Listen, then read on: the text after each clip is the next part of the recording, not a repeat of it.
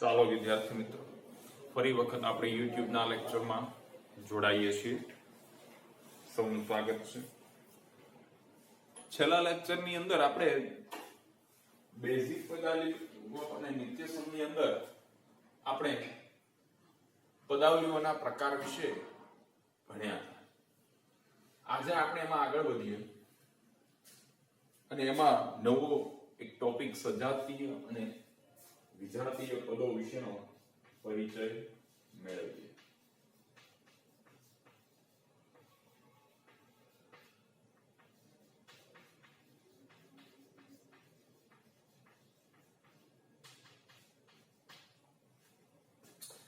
તો આપેલ બહુપદીની અંદર આપણને જુદા જુદા પદ મળે છે એવું આપણે ભણી ગયા છીએ.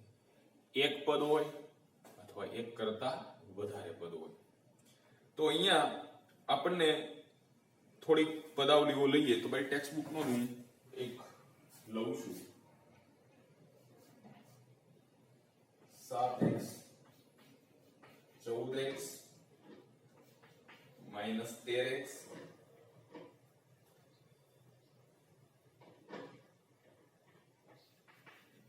(5x વર્ગ) 7y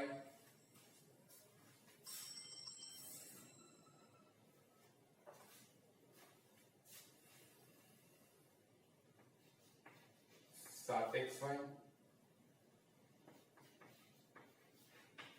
-9y વર્ગ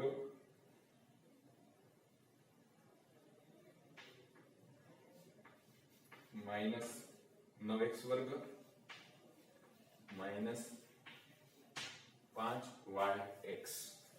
અહીંયા થોડાક પદ આપેલા છે મિત્રો.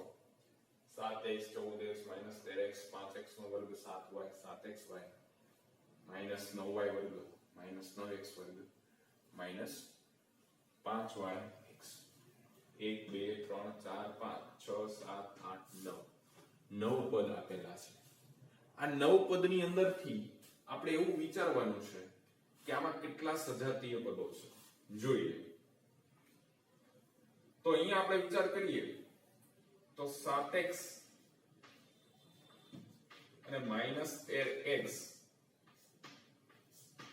આ બંને સજાતીય પદો છે. એમની સાથે આપણે 14x પણ લઈ શકીએ. 7x -13x અને 14x સજાતીય પદો છે. કેમ સજાતીય પદો? સજાતીય એટલે સરખાપણું.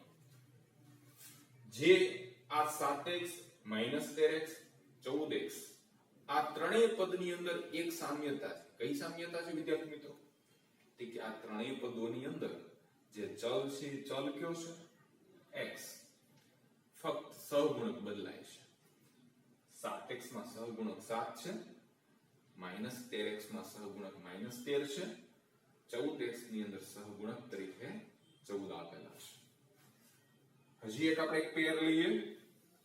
આવી જ તો 5x વર્ગ અને -9x વર્ગ. 5x વર્ગ અને -9x વર્ગ આ બંને સજાતીય પદો છે. કેવી રીતે? કે અહીંયા ચલ તરીકે બંનેમાં એક સામ્યતા છે. કઈ? કે બંનેમાં x વર્ગ એ ચલ છે. બંનેના સહગુણક બદલે છે. એકમાં છે 5, એકમાં છે -9. આ જ રીતે આપણે બીજા સહગુણકની ચર્ચા કરીએ. હજી એક પેર બની શકે કે 7xy અને -5yx. તો અહીંયા xy એ ચલ પદમાં કોમન રહે છે, જ્યારે સહગુણક તરીકે 7xy માં 7 છે, -5yx માં સહગુણક તરીકે -5. તો હવે તમને મિત્રો ખ્યાલ આવી ગયો હશે કે સજાતીય પદો અને વિજાતીય પદો કઈ રીતે આપણે ઓળખી શકીએ. બહુ અઘરો કોઈ ટોપિક નથી, સરળતાથી સમજી શકાય તેવું છે. હવે આપણે ભણવું છે બેઝિક પદાવલીઓના સરવાળા અને બાદબાકી.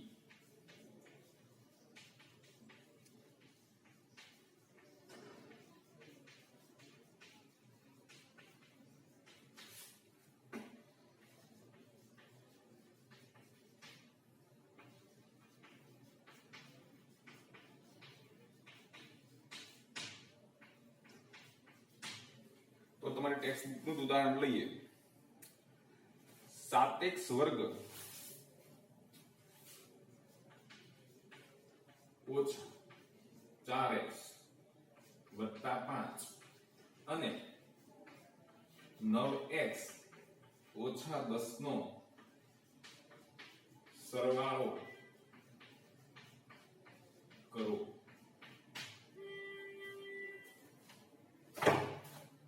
ચાલો સરવાળો કરવાનો છે. આપણને અહીંયા બે પદાવલી આપી છે. એક પદાવલી છે 7x વર્ગ ઓછા 4x વત્તા 5, એક પદાવલી આપી છે 9x ઓછા 10. તો આ બંનેનો સરવાળો કરવાનો છે. કરીએ સરવાળો. 7x વર્ગ ઓછા 4x વત્તા 5 વત્તા 4. સજાતીય પદોની નીચે સજાતીય પદ આવે. આપણે બેઝિક પદાવલીઓના સરવાળા બાદબાકી ભણ્યા એ પહેલા આપણે ભણી ગયેલા ટોપિક કયો છે? સજાતીય અને વિજાતીય પદો. હવે મારે આ છે એ 3 પદ ધરાવતી પદાવલી છે, આ છે એ 2 પદ ધરાવતી પદાવલી છે. તો આપણને વિચાર સરવાળો કરી એટલે 7x વર્ગની નીચે 9x મૂકી દઈએ. ના, કેમ? કે 7x વર્ગ અને 9x બંને સજાતીય પદો નથી. તો -4x ની નીચે જ 9x આવે. કેમ? કે સજાતીય પદ છે. એ જ રીતે +5 ની નીચે જ -10 આવે. કેમ? કે 5 અને 10 બંને સજાતીય પદો છે. એ જ રીતે -4x અને +9x એ પણ સજાતીય પદો છે. હવે આપણે આનો સરવાળો કરીએ. +5 ઓછા 10. ચાલો વિદ્યાર્થી મિત્રો, 7મા ધોરણની અંદર આપણે ભણી ગયા છીએ મોટામાંથી નાનું બાદ થાય, મોટાની નિશાની. તો 10 માંથી 5 બાદ થશે, અથવા તો 5 માંથી 10 બાદ કરો તો કેવા આવે? કે -5 મળે. મૂકી દઈએ -5. એ જ રીતે -4x વત્તા 9x શું લાગે તો આપણે નીચે અલગથી સરવાળો કરી શકાય.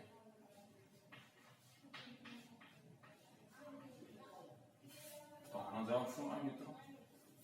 મોટામાંથી નાનું બાદ થાય, મોટાની નિશાની. 9x માંથી 4x બાદ બાકી થશે. શું વધશે? કે વત્તા 5x. આવું મળે વિદ્યાર્થી મિત્રો. વત્તા 5x. 7x વર્ગની નીચે કશું જ નથી એટલે તે પદ હતું તેમનું તેમ આપણે મૂકી દઈએ. તો 7x વર્ગ ઓછા 4x વત્તા 5 અને 9x ઓછા 10 નો જો સરવાળો કરવામાં આવે તો વિદ્યાર્થી મિત્રો આપણને એક નવી જ પદાવલી મળે. જે પદાવલી શું છે? 7x વર્ગ વત્તા 5x ઓછા 5. તો આ એક દાખલા દ્વારા મેં તમને બેઝિક પદાવલીઓના સરવાળા અને બાદબાકી કઈ રીતે કરી શકાય તે સમજાવવાનો એક પ્રયત્ન કર્યો છે.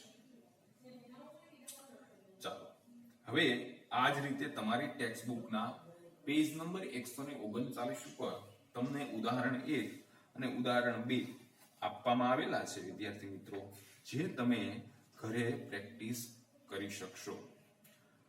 હવે સ્વાધ્યાય 9.1 ની અંદર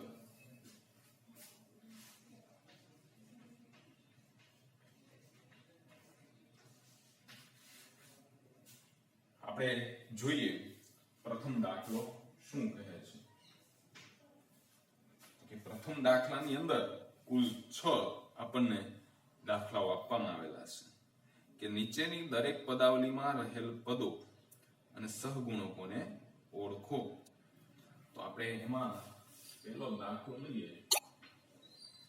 5xy z વર્ગ ઓછા 3z. તો આ એક પદાવલી આપેલી છે. એ પદાવલીની અંદર વિદ્યાર્થી મિત્રો બે પદ છે. ક્યાં ક્યાં? 5xyz વર્ગ અને બીજું પદ છે -3z બરાબર. ચાલો આ પદની ઓળખ થઈ ગઈ. હવે અહીંયા સહગુણકની વાત આવે તો કે અહીંયા x y z નો વર્ગ એ કેવા પદો છે? ચલ પદો છે. તો અહીંયા x y z વર્ગનો સહગુણક કોણ થશે? કે +5. બરાબર વિદ્યાર્થી મિત્રો. એ જ રીતે નીચેનું પદ છે એ આપણે -3zy એ આપણને મળ્યું. તો એ -3zy માં ચલ પદો zy છે. તો એ zy નો સહગુણક -3 મળે. બરાબર છે વિદ્યાર્થી મિત્રો. કેટલું સરળ છે. આ આપણને પરીક્ષાની અંદર 1 કે 2 માર્ક્સની અંદર ઓબ્જેક્ટિવ ની અંદર 1 ગુણના પ્રશ્નોની અંદર આવા દાખલાઓ પૂછાતા હોય છે. હજી આપણે એક દાખલા લેવાનો પ્રયત્ન કરીએ. 1 + x નો વર્ગ. ચાલો આ પદાવલીની અંદર કુલ 3 પદો છે. ક્યાં ક્યાં? કે 1 તો કેવું પદ છે? અચલ પદ છે. બીજું પદ છે x છે. ત્રીજું પદ છે x નો વર્ગ છે. આ આપણે પદની ઓળખ મેળવી લીધી. 1 x અને x નો વર્ગ. હવે આ દરેક પદના સહગુણકની વાત કરવાની છે. તો x નો સહગુણક શું થશે? કઈ સહગુણક તમને દેખાતો નથી પણ છે ખરો. કોણ? કે એ કાઈ નથી પણ 1 તો છે. તો આનો સહગુણક કેટલો મળશે? 1. એ જ રીતે અહીંયા પણ તમને સહગુણક બતાતો નથી પણ છે ખરો. કોણ? કે સહગુણક x વર્ગનો 1. તો ખૂબ જ સરળ સ્વાધ્યાય 9.1 નો પ્રથમ દાખલો અને એમની અંદર કુલ 6 દાખલાઓ આપેલા છે. મેં 2 દાખલાઓ તમને પરિચયાત્મક રીતે કરાવેલા છે. હવે તમે હોમવર્કની અંદર ઉદાહરણ 1 અને 2 અને ઉપરાંત દાખલા નંબર સ્વાધ્યાય 9.1 ના દાખલા નંબર 1 ના બાકીના જે 4 દાખલાઓ છે તે તમે પ્રયાસ કરજો.